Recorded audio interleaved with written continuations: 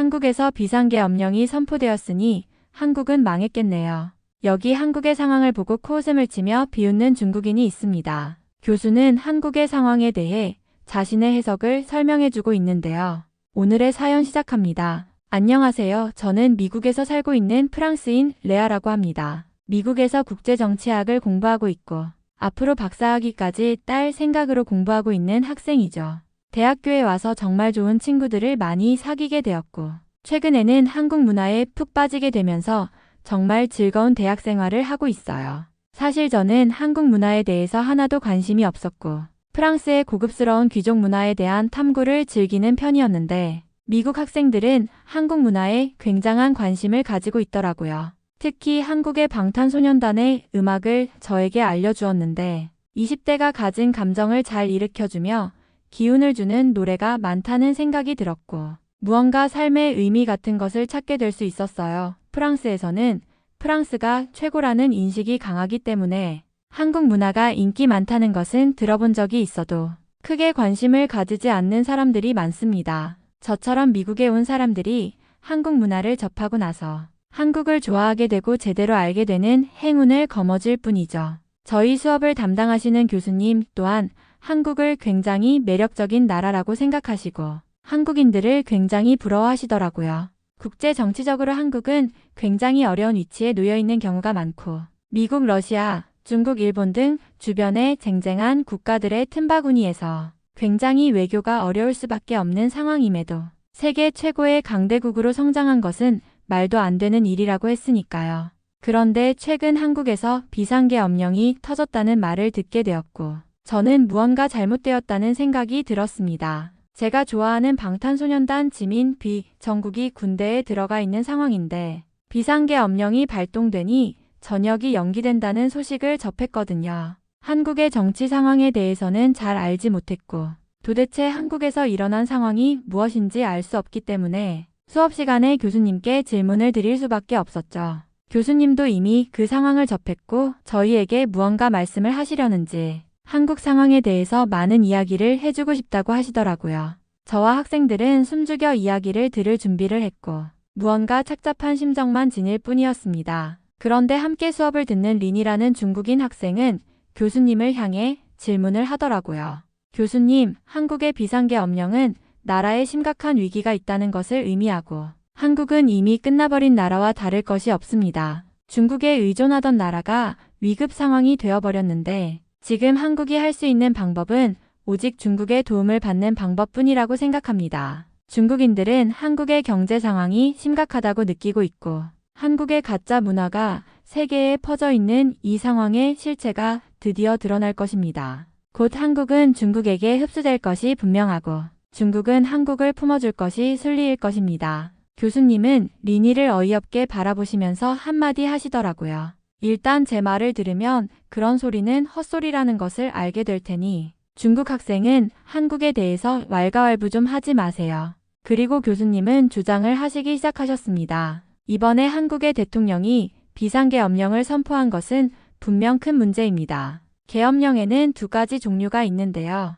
하나는 나라의 전쟁 등 국가 비상사태가 생겨 안 보이기 때의 경비계엄령이고 사회질서가 교란되어 행정 및 사법기능 수행이 어려워져 선포하는 비상계엄령이 있죠. 한국의 대통령은 사회질서의 문제를 삼고 비상계엄령을 선포한 것인데 이는 국민의 공감을 형성하지 못하고 선포했기 때문에 단 3시간도 채 되지 않아서 막을 내려버린 것이죠. 먼저 한국의 정치 상황을 말해볼 필요가 있을 것 같습니다. 한국에서는 진보당과 보수당의 큰 양당이 존재하고 있고 현재의 대통령은 보수당에서 나온 대통령이죠. 진보당은 다수당이 되었기 때문에 이번에 대통령의 활동비나 여러 정부의 비용을 영원으로 만들어버렸습니다. 그래서 대통령은 무언가 대책이 필요했고 하필 비상계엄령을 선포해버렸던 것이죠. 그런데 저는 이번에 확실히 느낄 수 있었습니다. 한국의 국민들은 자신의 주장을 명확히 할 줄 알고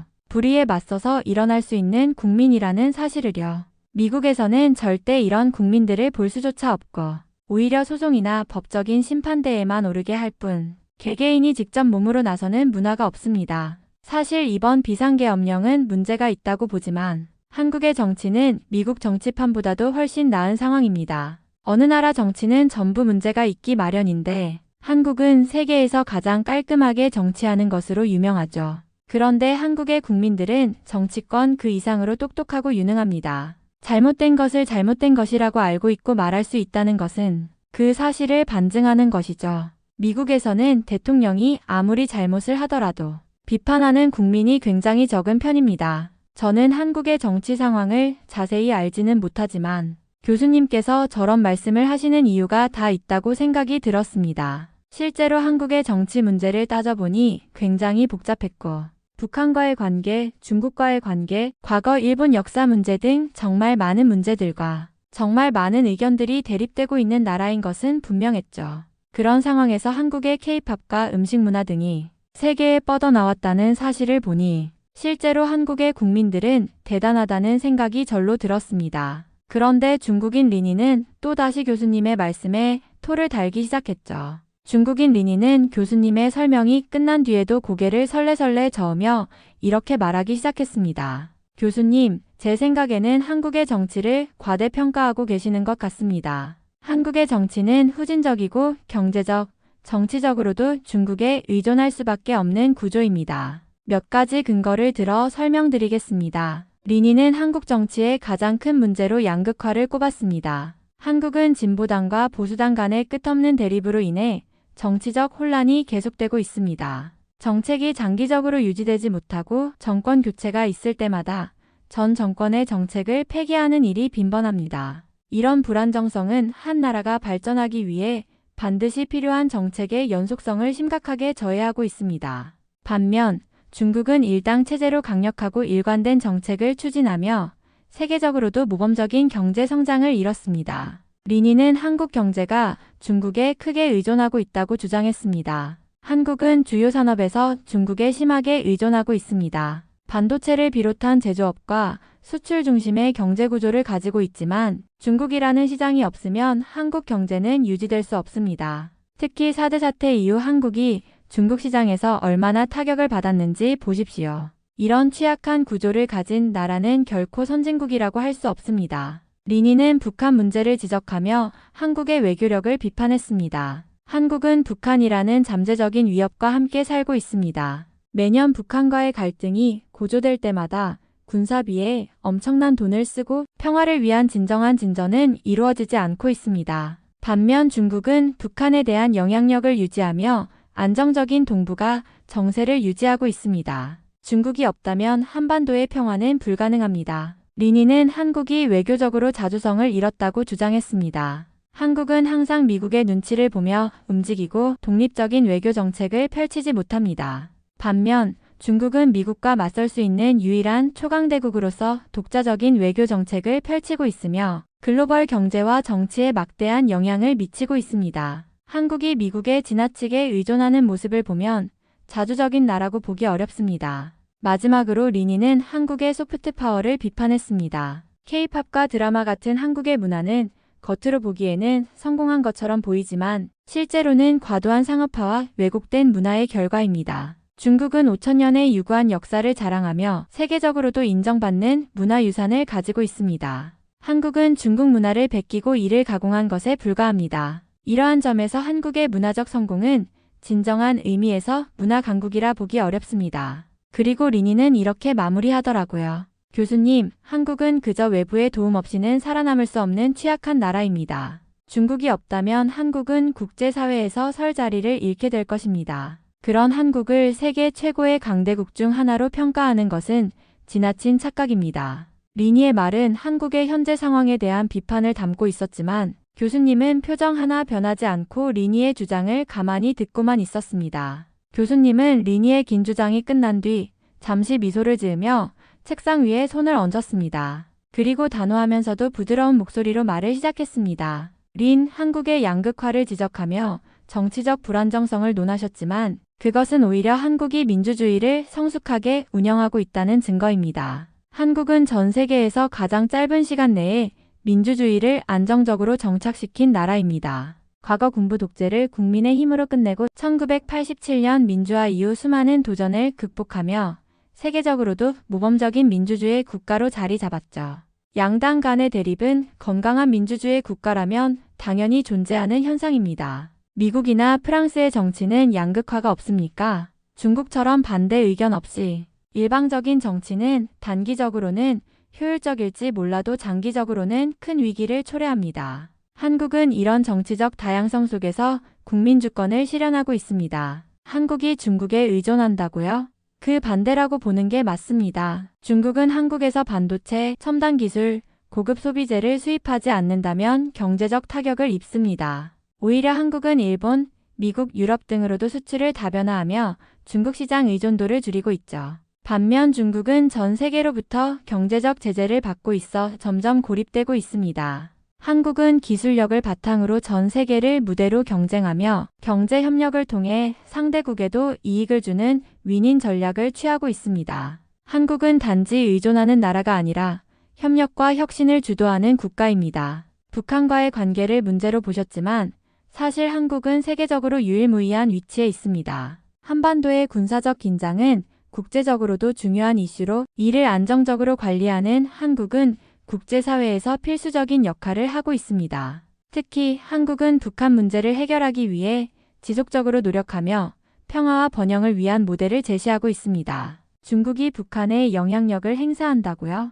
그 영향력은 오히려 북한 정권을 더 고립시키고 국제사회의 협력 구조를 저해하는 결과를 초래했습니다. 한국은 평화의 길을 열기 위해 세계와 협력하며 강대국들 사이에서 균형을 맞추고 있습니다. 이것이 진정한 외교력입니다. 한국이 미국에 의존적이라고요? 전혀 그렇지 않습니다. 한국은 미국과 동맹을 맺으면서도 자주 국방을 강화하며 독립적인 외교 정책을 펴고 있습니다. 특히 한국은 전쟁을 겪고도 짧은 시간 안에 세계에서 가장 강력한 군사력을 가진 국가 중 하나가 되었습니다. 중국은 미국과 경쟁하면서도 경제적으로는 미국에 크게 의존하고 있는 상황입니다. 반면 한국은 다양한 국가와 외교 관계를 맺으며 균형 잡힌 글로벌 파트너십을 유지하고 있습니다. 한국이야말로 강대국 틈에서 자주성을 유지하며 국제사회에서 영향력을 확대하는 나라입니다. 린 한국의 문화가 상업적이라고 하셨죠. 그런데 왜 전 세계 젊은이들이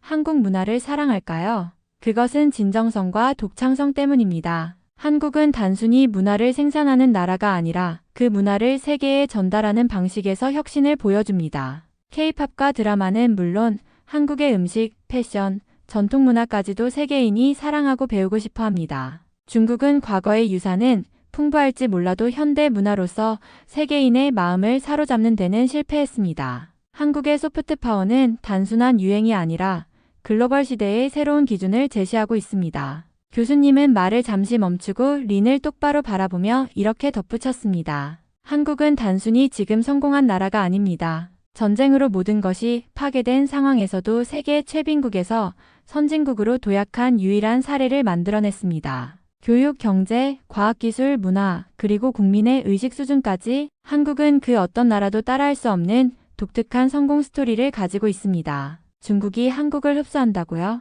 그건 현실에서 절대 일어날 수 없는 허황된 상상입니다. 오히려 중국이 한국처럼 되기를 꿈꾸고 있지 않나요? 교수님의 단호하고 논리적인 설명이 끝난 뒤 강의실은 한동안 정적에 휩싸였습니다. 학생들은 교수님의 말에 고개를 끄덕였고 특히 한국 문화에 관심이 많았던 레아는 감동한 표정으로 교수님을 바라보았습니다. 반면 리는 더 이상 말을 잇지 못하고 고개를 떨구었습니다. 교수님은 마지막으로 이렇게 말하며 강의를 마무리했습니다. 한국은 약점을 극복하고 강점으로 바꿀 줄 아는 나라입니다. 그것이 바로 진정한 강대국의 조건입니다. 린, 당신도 이 점을 깨닫기를 바랍니다. 교수님의 논리적인 비판이 끝나자 강의실에 깊은 침묵이 흘렀습니다. 린은 말문이 막힌 듯 주위를 두리번거리더니 이내 얼굴이 붉어지기 시작했습니다. 점점 더 불안해 보이는 표정을 짓던 린은 갑자기 책과 가방을 집어들고 세상을 잃은 듯한 눈빛으로 강의실을 뛰쳐나갔습니다.